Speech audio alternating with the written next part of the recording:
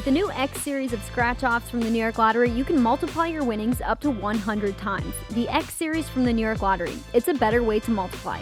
You must be 18 years or older to purchase. Please play responsibly. On this week's episode of Bills Pod Squad, Chris Brown and Eric Wood join me to break down the 2021 Bills schedule. We get into the matchup we are most pumped for, who's a sneaky good team on the schedule, how to convince your family to have Thanksgiving in New Orleans, and our record predictions for the season. Oh, and winner buys dinner. All that and more as we get started on Bills Pod Squad right now. Welcome into this week's episode of Bills Pod Squad presented by the New York Lottery. Maddy Glab here is your host, and I'm joined by Bills insider Chris Brown and Bills legend, current Bills color commentator Eric Wood for a special roundtable edition. Today we are breaking down the 2021 schedule. We have the schedule release on Wednesday night, which is a fun way to get everyone pumped up for September in May. I mean, we're only in May, but it kind of already feels like the week one games are right around the corner. I mean, we have rookie minicamp this weekend, things to follow. So a lot of reasons why fans can get excited already for that week one kick. And Eric, we haven't had you on since after the draft. So I first want to get a quick take from you on the ACC guys we drafted, because we drafted Greg Rousseau from Miami, Boogie Basham from Wake Forest, and Damar Hamlin from Pitt. So if you could give us just kind of a quick rundown from what you saw of those players when you were covering the ACC this past season. Yeah, I actually covered a lot of these guys over the last 2 years. So I had Greg Rousseau at Miami 2 years ago. He obviously opted out on last year, but he was so productive as a freshman that, you know, it wasn't a surprise that when guys started opting out, he was one of those guys. I actually had the opportunity to talk to him on the phone one-on-one throughout the week in a non-recorded conversation. And what a pleasant young man he is and was when I spoke to him. And it was amazing because the big story that we were kind of focusing on is now he's a 6'6", 6'7", at the time, probably right around 250 as a redshirt freshman. But it wasn't that long ago that he was like a 6'6", 200-pound receiver coming out of high school. And we were talking about his weight room. That was essentially like an old shed outside the back of their high school, and that he got to Miami and that he was able to develop because he could actually start working in a weight room. So tons of talent, tons of upside there, really productive as a freshman. They moved him all around. They moved him on stunts. I was always impressed with his effort as well. And you want to talk about effort, the second round guy, Boogie Basham, I called a couple of his games last year and the previous year. And this guy shows up each and every week. He had the longest streak in the country for a tackle for loss for consecutive games, and it wasn't even close. Like when it finally broke at 20-something games, the next closest was like 4 or 5. Like he was so productive throughout his career, consummate. I say consummate pro, but acted like a pro all throughout his time at Wake Forest. And if you ever talk to Dave Clawson, their head coach at Wake Forest, about Boogie Basham, all he's going to do is rave about him. He is the classic Sean McDermott, Brandon Beane draft selection, a guy that's so respected. You know exactly what you're going to get. He was super productive in college. And then Damar Hamlin, the same way.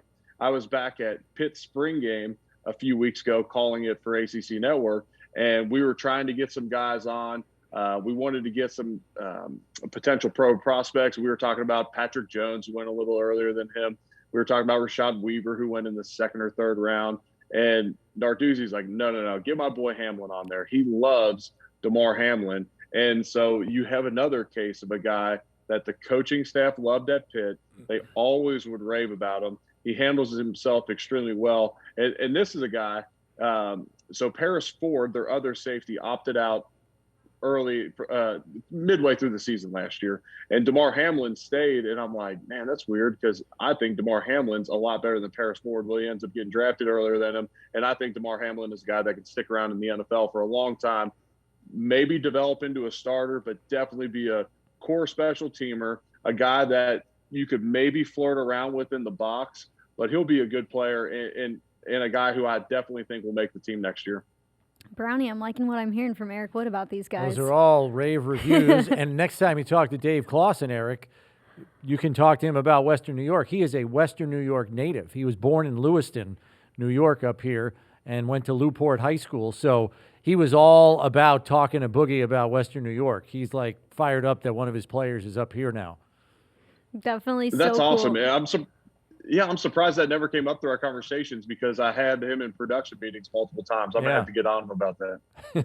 It's a small world. There's always some tie to Western New York in every corner of life, I feel like. But the schedule got released, 17 games this season, 18 weeks of the regular season. We don't finish up our regular season until January 9th, so it's going to be quite a long schedule there for the Buffalo Bills with their bye week at week 7. But I want to ask you both, when the schedule gets released, what are some of the first things that you look at on the schedule, and what were some of the first things that popped out? Chris, we can start with you.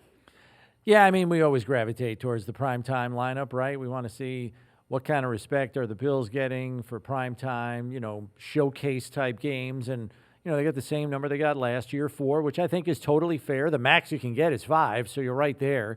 And then I always look for the clusters of home and away games. And I was surprised because it's the first time it has ever happened on the Bills' schedule. 3 of their first 4 are at home, and 3 of their last 4 are at home. I think that is a huge opportunity for the Bills to just rack up a cluster of wins at the front and the back end of the schedule. So it enables the Bills the opportunity to get off to a fast start. And if some team in their division is nipping at their heels at the end of the season, I mean, this was a team that was 7-1 at home last year, Maddie. So I thought that was a huge advantage that the league handed the Bills, knowing how strong a team they were last year. Eric, what about you? What were some of the first things that stood out as the schedule dropped on Wednesday evening? Yeah, as a player, I was always hoping for primetime games. We didn't get a ton of them while I was playing for the Bills, but we were always hoping for primetime games, a chance to put ourselves in the spotlight. I was also always looking at where the bye week fell, where the Thursday night game fell. Were we playing in Miami early or late in the season? Those were always things I looked at kind of right away.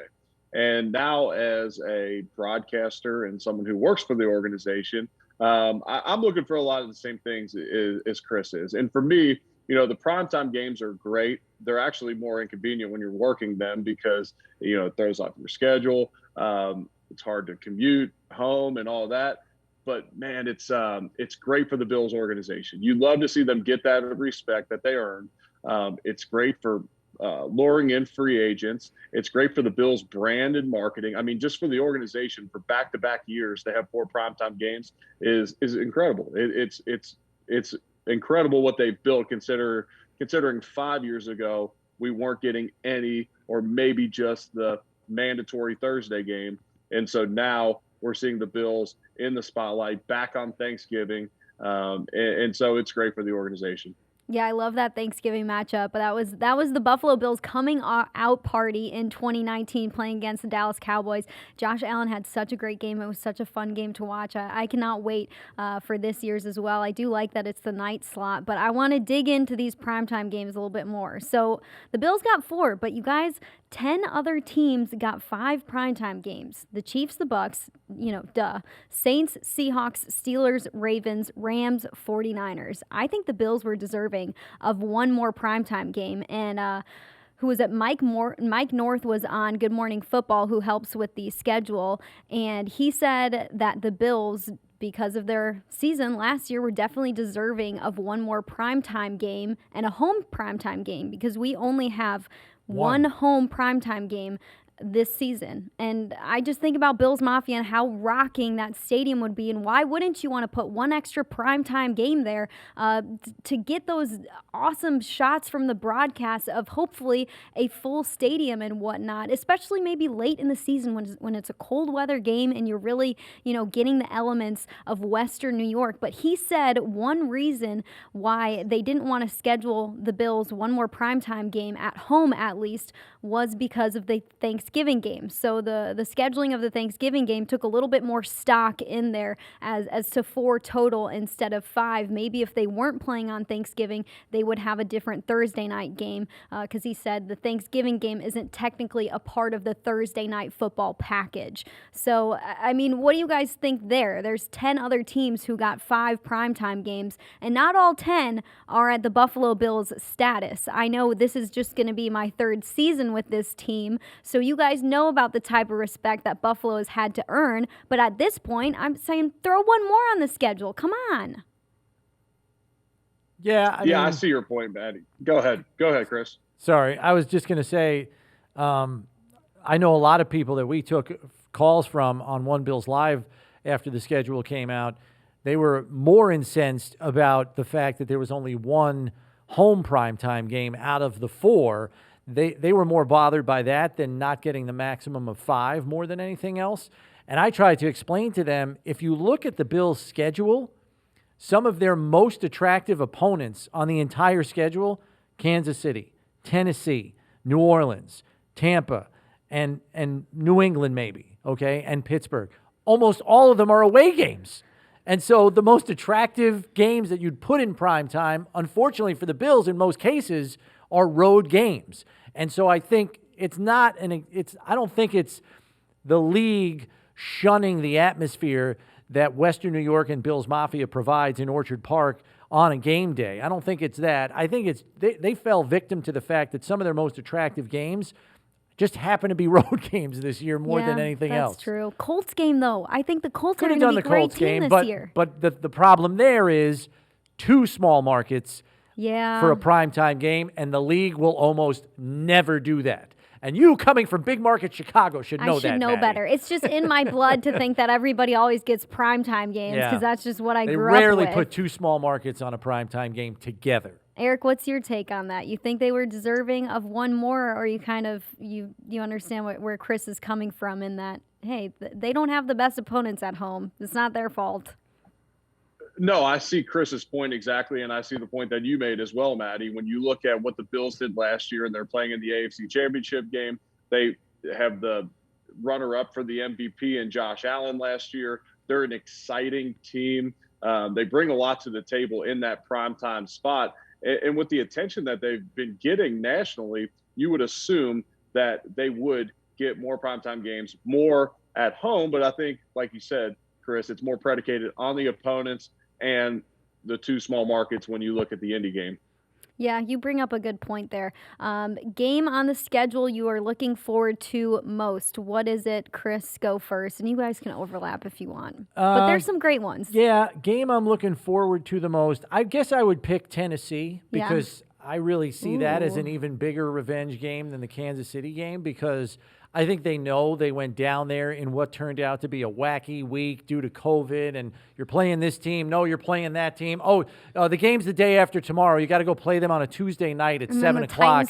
Go get them. And I think they felt they were all out of sorts. Yeah. And that was their stinker last year, and I think they know they're capable of doing better against that team. And now the Tennessee, in my estimation, has fallen back to the pack a little bit more with some of their turnover that they had on their roster in this past offseason. I got to tell you, I think the Bills just want to put an absolute butt whooping on them in Week 6, and I am fully anticipating that, so I am looking forward to that for those reasons. That game pissed me off so much. Oh my gosh, my blood is boiling now thinking about that. Well, that's why I'm looking forward to it. That's my game. Oh, they played the victim card like it was, woe is me. Everybody's hating on us, but we're the one who had the COVID outbreak, and we're the one who has changed so many different games than the NFL during that time. But anywho, what about you, Eric? Yeah, that stunk to cover after that game. One, it was super late, and we were doing the post-game coverage, and the Bills had been riding so high, and that was kind of their first clunker of the year. And then everybody wanted to pile on Josh Allen immediately, and then he goes on to redeem himself the rest of the year. But, I think when you look at it, the Tampa game, the Chiefs matchup, I'm obviously looking forward to how they match up against the Chiefs again. What's the difference there from last year to this year? And I know we have some more talk on that down the road that I'm eyeballing, so I'll leave some of my comments there. And then when you look at that New England game at home, there's just so much pressure almost on the Bills because they're the better team, and New England owned them for so long. And when you get them in primetime at home, you got to go smack them on a national stage. Yeah, I think mine is the Chiefs. I like that we're getting them at week 5. I like that it's our first primetime game of the season. You have 4 weeks to kind of get ready for this team. You might be catching them earlier on enough to where maybe they still need to iron some things out in week 5, but maybe not. I would hope that the Bills are ready to go by week 5, but I feel like the third time is a charm for this team. I don't see our coaching staff not dialing up the perfect game plan for the third time that they're going to face this team, in this past season and this season. So I would expect a good showing from the Buffalo Bills, but I think back to when we played them in the AFC Championship game, and again, the Bills just didn't look like themselves in a lot of ways in that game. So the coaching staff could dial up a perfect plan. It's on the players to actually follow through with it. And I want to follow up on that with Eric, because if there's one thing that Kansas City did, their offensive line is arguably better now than it was last year with all the additions they made. Joe Tooney and the guy they just who was the left tackle they signed? Kyle Long. They got Kyle Long coming out of retirement. That was a bonus. And then they got Orlando Brown. So, Eric, pulling all that together by week 5, what do you think? You got talented players, but new guys in new spots working together after never doing it before. What do you think? Do you think they can still be working out some kinks that might be an advantage to Buffalo? I don't know. Yeah, I think they could be. And when you look at Kyle Long, I thought he was an excellent player when he was playing for the Bears. But how does he do after a year off? He was extremely dinged up throughout his NFL career prior to that year off. Did it rejuvenate him? Does his body feel better? There's a lot of factors going in there to see if he's going to be that caliber. And whenever you look at like an Orlando Brown, yes, a very good player, but what was the reason they traded him? Was there something there? Did they know something? So we'll see how effective he is. What I want to see in that game is how these new draft picks, the new scheme, what this Bills front 7 or really front 6 can do against Kansas City, because you can either load the box, take away the run game, or even just play it normal and just hope you don't get smoked on the outside. And that's pretty much what happened on the AFC Championship game. It's just so hard to keep up with all their talent at receiver and tight end realistically. What Tampa did was play cover 2 and say, our front 6, because they stayed in nickel, our front 6 can stop your run game and apply pressure, and they did. And now you had a lot of overhaul in the offensive line because of that. But now you have added draft picks along the defensive line. You have Star Lotulelei coming back. Can this front 6 get it done against Kansas City, similar to the way Tampa did? And that's to be seen. But when you look at linebacker talent, the Bills sure have the talent at linebacker. Does a third-year Ed Oliver make the same jump in year 3 that you see a lot of NFL guys make? Potentially. Does added depth at defensive end give Jerry and Mario more time to rest where they play fresher and they're more active and more disruptive? Potentially. But I want to see it happen in week 5. You bring up the Tampa Bay Buccaneers, and that was a game that, Eric, you said you were looking forward to. Chris, when you think about the Bucs, we can get into some of these tougher opponents here. What sticks out to you about this matchup? They return all of their starters. Yeah. You have Tom Brady, you have Gronk, 2 players who has anybody on this current roster beaten? When they were a part of the Patriots, probably Gronk, but and they, Brady played. Brady was out one of the games that we beat the Patriots. Yeah, so no, it's a chance. It's a chance to get at those 2. I remember when Brady got traded, when Brady went to the Bucs, and Tre'Davious White was asked about it, and he said, it's nice that he's out of our division, but I also wanted to beat Tom Brady in our division, and they get a chance to possibly do that here during the season. I think you're hoping, because I think Tampa Bay has the most complete roster in football, certainly in the NFC, and it's not even close in that conference. And I think that late in the season, you're hoping they're dinged up maybe. It would be excellent if Devin White wasn't playing, because he is ridiculous. Might be the best linebacker in football. Yeah. He is insane.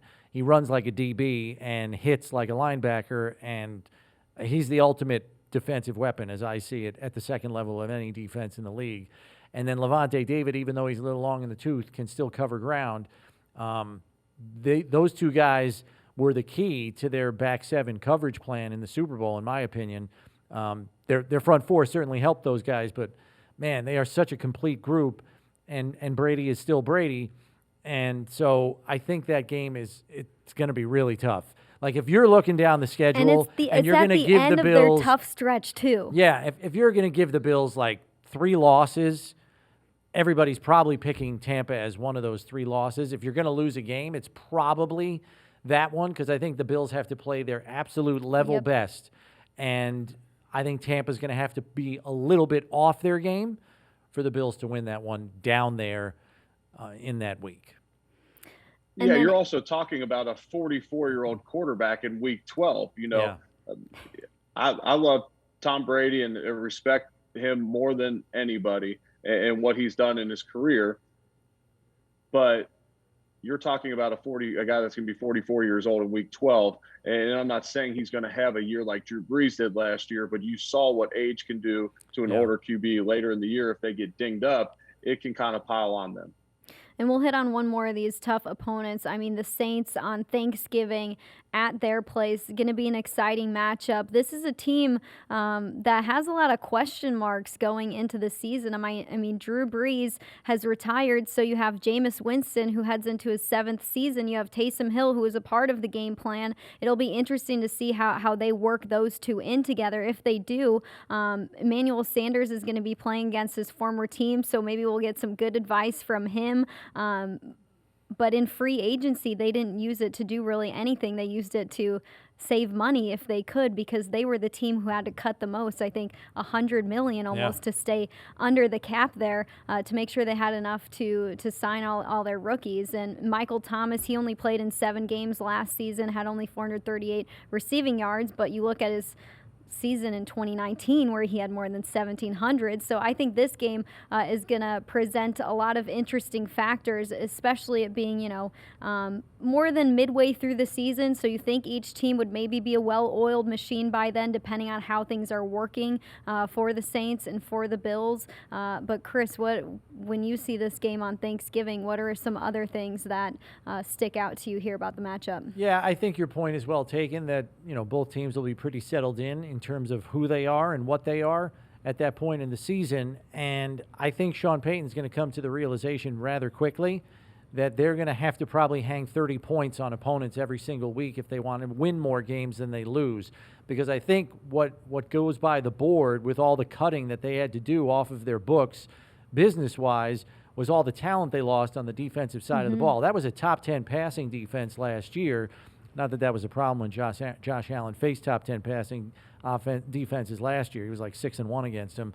But they don't have Hendrickson. He's in Cincinnati. He was arguably their most effective pass rusher last year. Yes, they signed Tano Passanio in free agency away from Kansas City, but he is a step or two down from what Hendrickson is as a pass rusher. Cameron Jordan's getting long in the tooth. I don't think he's the player he used to be. The guy that started opposite Marshawn Lattimore, Janoris Jenkins, is in Tennessee, a free agency departure. And even at linebacker, Anzalone is gone. So there are a lot of holes that they have to fill, presumably with young players on rookie contracts. And while they'll probably be up to speed by week 12, 13, I don't know that they're going to be as effective a unit this year as they were last year. And so they're going to have to win shootouts if they want to win more than they lose this year. And I actually don't even have them making the playoffs next year. I think New Orleans is going to miss the playoffs, and I think Atlanta is going to miss the playoffs from that division. So I don't know if Eric feels differently, but what do you think, Eric? No, I'm with you. I mean, when you look at it, it's going to be extremely similar to what the Patriots had to deal with last year when you're moving on from your longtime quarterback and what's your succession plan and what's it look like. Jameis Winston kind of presents the Cam Newton type deal where you have a veteran presence. But to me, they're likely going to roll with Taysom Hill. They've paid him so much money. And then what's that offense look like? They're going to be extremely creative. But to me, that's an interesting primetime matchup that they put it there because, besides the Saints being at home on primetime and the Superdome's loud down there, I've played in it a couple times. But beyond that, I see this as probably a touchdown point spread when you look at what the point spreads are when you get the initial release. And then just moving outside of these tougher opponents, what's maybe an opponent that isn't going to be, you look at this opponent and say, dang, this is going to be a tough matchup. This could be a loss for the Bills. What is like a sneaky good matchup that you think could test the Bills? And they even go beyond the Colts. What's a team that maybe isn't going to do that good but could come on strong in the second half of the season that you're looking at the schedule saying, this could be a tougher test for Buffalo? Chris, you can start. I'll give Eric first crack at this. Okay. But I'll be mad if you take my team, Eric. Well, I was gonna say good because if you took mine, I was gonna be super upset because I wanted to cover this one. I'll go with the Washington football team. Okay. They have pass rushers that can disrupt an offense. They have enough talent on the defensive side of the football. They are riding high from a playoff appearance. Now the record didn't necessarily generate. The record may not have been worthy of a playoff spot if they weren't in that NFC East. But when you look at it, it's a team that bonded together. They fought for Ron Rivera, and then you bring in my boy Fitz, who gets guys to play even harder. And we're really surprised by that. You wanted him to come back to Buffalo when we didn't have a backup quarterback. You're like, oh, maybe Fitz can come back here. Who, Chris or me? No, you did. You were talking about him as a backup option. I know I did. That's my boy. But when you look at it, Ryan Fitzpatrick's going to come in here. He's going to come back to Buffalo, and he's going to try and put on a show. And, to me, I don't think it's a game the Bills lose. I just think when you look at the schedule and you're not considering all the factors, you would look past that game. And I think it's probably a little tougher game than it appears. Yeah, like good that. Defensive front for sure. Yeah. That wasn't my pick, though, so I'm happy. I wonder if we'll have the same pick. My pick is the Carolina Panthers. Oh. The reason why is I actually took time to look at this roster build that Matt Rule has undertaken, and after another good draft, it's pretty damn impressive, I have to say. They quietly acquired David Moore in free agency, the third receiver from Seattle. He comes in. He's probably going to play a slot role for them to go with DJ Moore and Robbie Anderson. Those are good weapons for Sam Darnold to hit the ground running with. And then they drafted Terrence Marshall, the talented kid out of LSU. They have a good offensive line. They franchised Taylor Moton to keep him where he is. And they've got their second-round pick from 2019, whose name is escaping me, to play left tackle. Was it Chung? They've got – say it again? Chung? Patrick Chung? No, that's not the name I'm thinking of. But anyway, they have a good left tackle, too. Their defense, strong front seven. I think their defense is underrated. Derek Brown, Brian Burns. You got Shaq Thompson, and then the free agent signee, Hassan Reddick, rejoins his college coach, Rule, who he coached at Temple. And then on the back end, Dante Jackson, J.C. Horn, and Jeremy Chin. I mean, athletes all over the place. So I think they're going to get a wild card spot out of the NFC South. I still think Tampa wins the division down there, but I think Carolina beats out both New Orleans and Atlanta. They qualify for a wild card in the NFC. I think they're going to give the Bills all they can handle in that game late in the season. I still think the Bills win, but I think it's going to be a really tight game. Yeah, that's who I was thinking of, Jeremy Chin. He was one of my favorite players from that draft class, not this year, but the season before. I'm going to say the Falcons. I know they didn't have the best season, but I'm thinking you get them that late in the season. So we're going to play the Falcons week 17, and I'm really making this decision because they have Kyle Pitts, and I know how much we struggled covering the tight end this past season. Will our defense have a better way with tight ends this season? To be determined. But if Kyle Pitts has the season or has the start to his career that people are expecting him to, and it's week 17, you think he would be flourishing by then or coming on strong at that point in the season? I mean, Matt Ryan always throws for a crap ton of yards, so that plays to his favor. Julio Jones only played in 9 games this past year. The question to ask here, though, Maddie, is will Kyle Pitts and Julio Jones be able to feel their fingers on January 2nd in Buffalo after playing the bulk of their season in a dome? That's true. Maybe not. Maybe not. Kyle Pitts, the University of Florida grad. Florida grad. All right, you guys are stumping my pick. He is a Philadelphia native, so he has experienced winter, but not in some time. Yeah, I mean Julio Gotcha. Jones And had that. Greg Little's the guy you were talking about, Chris. Greg Little, Greg- thank you, Eric. There you I knew I go. could count on you to remember alignment. So So yeah, I'm saying the Falcons. Who knows? But I look at some of their offensive weapons that they Yeah. have and, They can and put up what points. they could do. Yeah, I mean Julio Jones in 2019 had almost 1,400 receiving yards, and then the season before that he had close to 1,700 in 2018. So they could do some damage when it comes to scoring points. Are they going to be throwing the football at that point, depending on the weather? That's another Could be good a weather question. game, yeah. You could be trying to run Yeah. the football in that game for sure. But moving I'm on, surprised no one said the Texans. I'm out on them. yeah, that's a little sticky. Yeah. That could be a Tyrod return game. Good. Could be. Could be a Tyrod. With David Culley, with Yeah, there you go. quarterbacks coach David Culley coming back. Okay. It's like old home days with the home schedule here. You look at the away games on the schedule.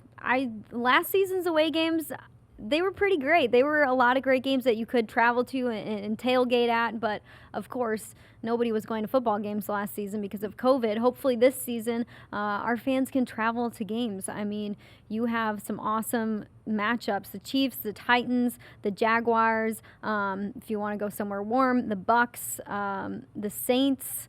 What is your favorite game that we are traveling to on the schedule?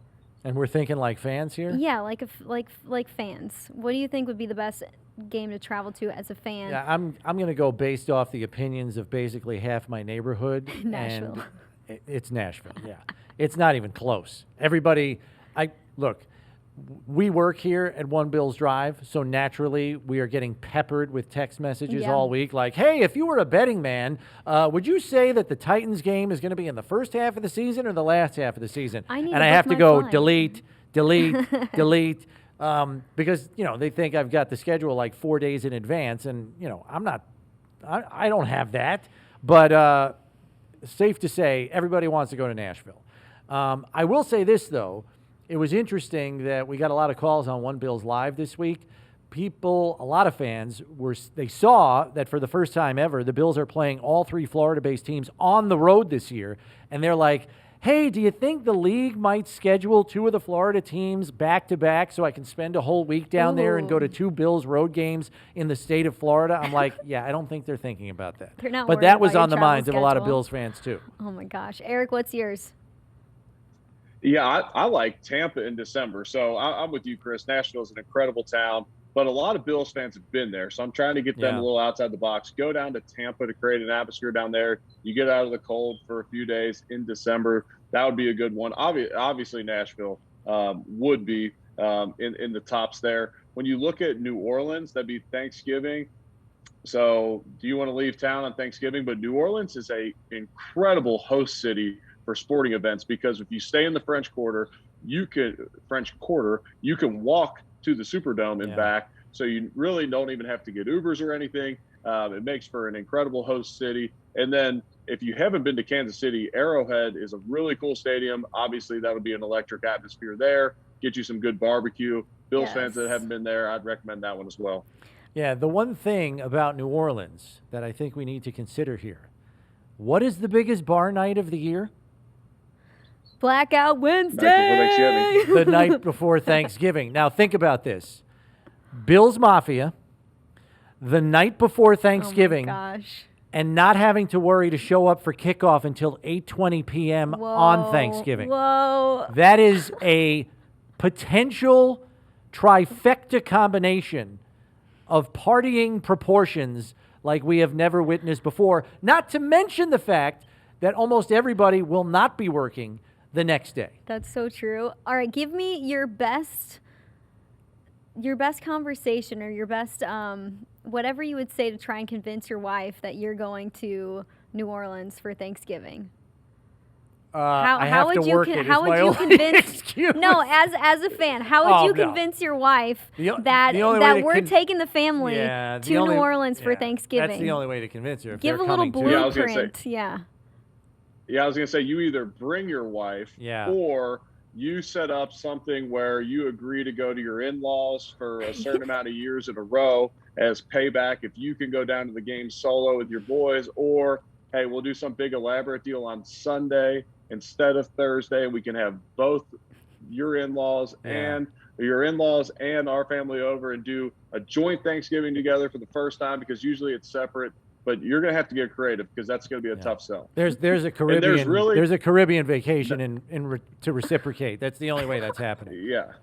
Yeah, and not that I would know, but there is no worse hangover than a New Orleans hangover, because every drink down there has a million grams of sugar in it. It's so sweet, and then the hangover's so bad because the street's so dirty. I like how I gave the sell for New Orleans, and now I'm bashing how tough it is to wake up in New Orleans. But the smell of the streets the next day, because they just they take these big, I guess, like trucks and just hose down the street, and it stinks. It's a rough one in the morning. It's a cesspool. But it's Bills like a fans cesspool. can rally, I guarantee it. Yeah. Wow. I am proud of the fact that I did stick to the best advice I ever got before I went the first time, which was the hurricane is going to taste fantastic, and you're going to want to get a second one, and you should not do it. Never, ever have the second hurricane, because the first one is, well, for a lightweight like me, is enough. So if you get a second one, you will be flying and struggling to walk. So I am glad I adhered to that. Wow. And fortunately for me, the game that Eric played in 2013 was a 4:00 start. So. And the one rule is, for Bills fans out there, if they offer a shot of Bacardi 151 as an add-on, you have to take it. You have to take it. 151. Oh my gosh. Yeah, I don't know. Because they added on to the hurricane. It actually makes it taste a little better. It cuts down on the sweetness a touch. Definitely makes it stronger too. I don't know if I could turn down a second hurricane if the first one tasted really good. All right. What is the position matchup you're looking forward to most? So let's go inside a couple teams and name some players that you're excited for our players to go up against. Who wants to start this one? Michael Thomas, Trey White. Yeah. That's must-see football. Mm-hmm. I think that one's a real. There's a bunch. Just that's an easy one that jumps out. Yeah. There's a lot of receiver, DB matchups that, you can come up with on here. I'm trying to think of something besides receiver DB, because that gets so much publicity. Let me give a couple. Go ahead. Yeah, let me give a couple matchups up front that'll be good.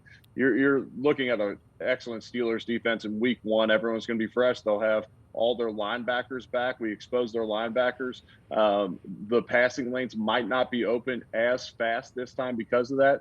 Can we still hold up at tackle versus their pass rushers, and especially T.J. Watt when you look at that? And then I mentioned earlier, Kansas City. If we are going to get over the hump against Kansas City defensively and slow that offense down, I know that the defensive line is going to have to be disruptive with a 4-man rush. And if they can't do it in week 5, there's going to be something that needs to happen. You're going to have to do something come playoff time, assuming you're going to match up with them again in the playoffs. They're the 2 best teams in the AFC, the way I'm looking at it right now. And so you want to see in week 5, can we hold up with our front 4 on defense against Kansas City? Yeah, Chase Young, Deion Dawkins, Mm-hmm. that's another one, week 3. There's plenty to choose from here. Alvin Kamara against our defensive line, Najee Harris against our defensive line, Julio Jones, Trey White, Mike Evans, Trey White, Shaq Barrett, Devin White against our offense, Emmanuel Sanders against his old team, Julio Jones. And then Trevor Lawrence and Zach Wilson against our defense. Can our defense pick these young quarterbacks apart? That'll be another interesting matchup to see against some of these teams. But now that I mention Zach Wilson, what are your thoughts here on the AFC East this season? I mean, the Jets they're probably still a couple years from putting this thing together, but they do have a good draft. I mean, they have Robert Saleh. He seems like he's putting together what will be a good roster in the next couple years. The Miami Dolphins, they're trying to surround Tua with a bunch of weapons to see if he can do it. They draft Jalen Waddle, one of his former teammates. The Patriots spend all the money that they could spend in free agency. They have two really good tight ends who we struggled to cover this past season. And they have all those players who opted out that are returning on defense. So this could be a tough team to beat. But there's question marks at quarterback kind of for all of these teams. I mean, you have newer quarterbacks with the Dolphins and Zach Wilson here. Does Mac Jones see the field at all this season for the Patriots? To be determined. But what are some of your thoughts on the AFC East and how it's also stacked on the schedule? I think it's kind of interesting that we're not going to see the Patriots until week 13. That's a little nuts. Yeah, I think that pretty much guarantees that the Bills are going to see Mac Jones at quarterback. I wouldn't be surprised if Mac Jones is the starting quarterback week 1. Wow. I was convinced last year that Cam Newton is no longer starting quarterback material in this league. Can he get you through some games? Can you run an offense a certain way to take advantage of his strengths? Yes. I think they tried to sign tight ends with the idea in mind, like, hey, let's help Cam because he can throw to the middle of the field. But I think what Mac Jones has between the ears and how McDaniels wants to get back, supposedly, to how he ran the offense under Brady, that screams Mac Jones to me. And I think with what that kid has between the ears, I think he'll be consistent enough to be a quarterback manager in his rookie season. And believe it or not, a game manager is a step up from what they got from Newton last year. So wouldn't shock me if he's in the game. And if he starts earlier in the season, by the time the Bills see him, he'll be settled in and be comfortable. So I think it'll make that game more interesting than maybe it looks on the surface. And I think we know that their defense is going to be decidedly better with, the opt-outs like Dante Hightower coming back, some of the draft picks that they got who are going to play a lot of minutes like Christian Barmore, that defensive tackle they got from Alabama, even Ronnie Perkins as a role-playing, pass rush specialist who they got at the end of the third round. That New England game, because it is so late, could be a little sneaky because I don't have to tell Eric this, but Patriots teams tend to hit their stride and are noticeably better in November and December typically than they are earlier in the season.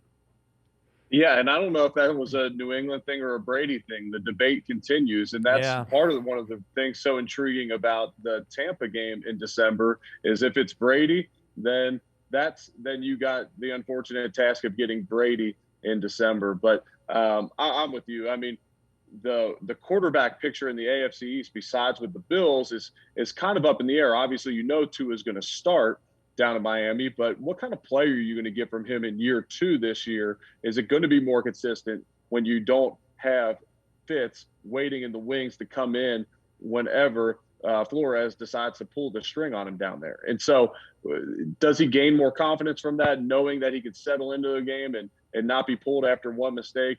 Who knows? Zach Wilson with the Jets, that's intriguing. Obviously some talent there, drafted so high. But when you look at it, I don't see their roster being able to compete this year for the division. And then the X factors, New England. What are you going to get from all these guys you signed? And this breaks the mold on New England. And when you look at free agency, every year they avoid these big signings. And then this year they went after them all. I think it's one.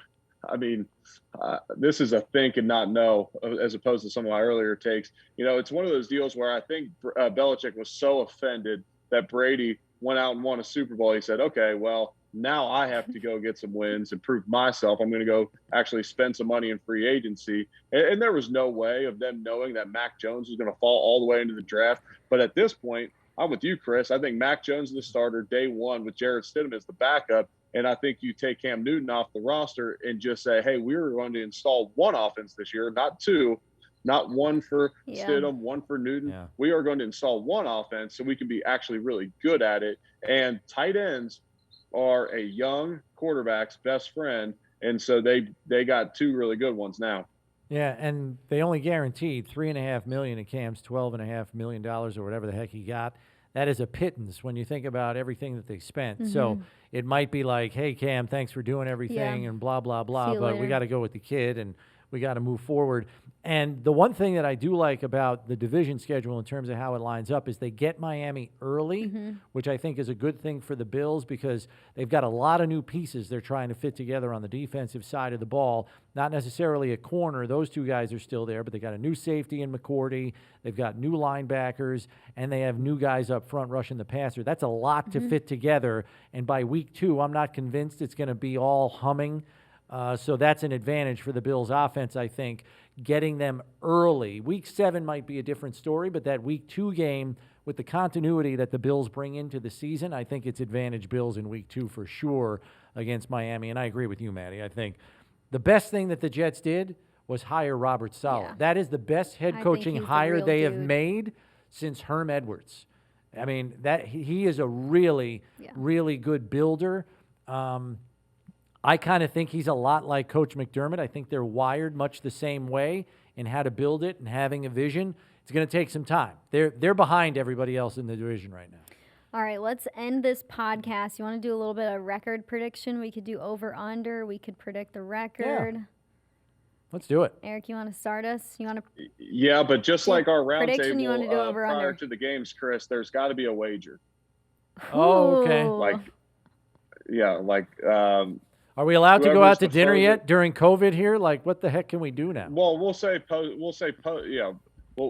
first round of the playoffs is the Bills get in, the 3 of us go out to eat, and whoever's the furthest off on the record Gets to buys pick up the the meal. check. Okay. All right. I can do that. Okay. You want to Okay, start? I'll us, start Eric? off, and no one can repeat it. You can't repeat someone else's. No I'll start fair. off. Oh, wow. I'll say, I'm making the rules here, so I get to go first. Actually, ladies first. Go ahead, Maddie. All right. I am going to say, let's see, I just did the wins, so I might up mine. I was gonna say subtract that from 17. I'm going to do, yeah, I'm not good at math. I'm going to do 13 wins. So that would be 13-4. Okay. Over to you, Eric. We'll go youngest to oldest here, Chris. Yeah, thank Then you. give me 12, and if the Bills go to 14, I'll gladly buy dinner at the end of the year. Okay. Well, you've left me no choice then. I have to go 14-3. Ah! So I will go 14-3. now- Yeah. Yeah. So, I have no margin for Maddie- error. and Maddie's actually, unless she hits it on the head, I guess you can't lose, Maddie, can you? Well, yeah, because we're both around her, is what you're saying. Well, actually, Yeah, she can't lose. well, no, she can because What if if they only win 11, or they win if they win 12, you win. If they win 14, I win. And if they win 15, I win. And if they win 11, you win. But I said whoever's the furthest off buys dinner. Oh, She's furthest in the middle. off. Oh, yeah. I see what you're saying. let's not do furthest off. It's if you get It's the all right. number or not. That's fine. I'm So the other two probably split buying it. anyway. I'm either going to look really smart or I'm going to be out of a lot of money. You realize we're taking an offensive lineman to dinner, Maddie. You realize this, right? I'm scared. I mean, I know he's a slimmed down it's a skinny offensive lineman offensive now. lineman. But Come on I've now. I've seen some of the sushi layouts on Instagram. I mean, it's not quite the size of the Rock's cheat meals, but it's not far off. Sushi Yeah, sounds I good can to still me. eat, and I'll make sure I get some wine advice from the high ups, just so Oh, I know crap. what the good wine is too. Yeah. Oh man. Not on my salary, friends. Yeah. Who are Okay. you talking to? Just don't skip lunch, Eric. I all don't right? got Just that don't skip NFL lunch. money saved up. That's all you. I feel like We're- now I we're know what a talking rookie salary now right now. We're now I talking know what a salary rookie right feels now. like in the O line room. Now I know what a rookie feels like in the O line room. Yeah, buy all the snacks. Well, no, they got to buy first meal Yeah. after they sign their contract, and they purposely try to punish the poor rookie's wallet. Like they beat it to a pulp. Oh man.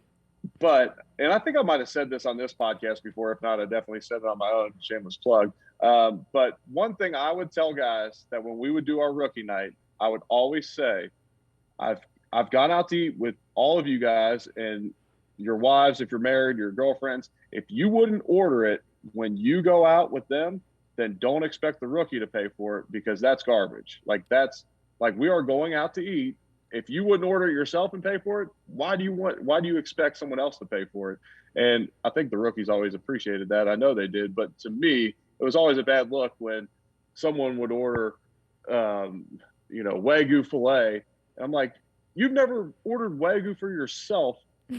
Why do you want them to pay for it? Why do I think this is a prime example of you policing Richie Incognito? Because I could see Richie going Wagyu beef. Am I close? But I will say this: Richie would pay for it himself. There's a big difference. Okay, all right. I'm talking about the cheapskates that would order a seafood tower on the rookie, but they would never in a million years order a seafood tower when they go out to eat and they're paying for the bill. Yeah, seafood tower. Ooh, sounds good. Yeah. Well, we have definitely moved off the topic of the schedule release, but that's the great thing of podcasts is you can talk about anything, go anywhere. We did our record predictions.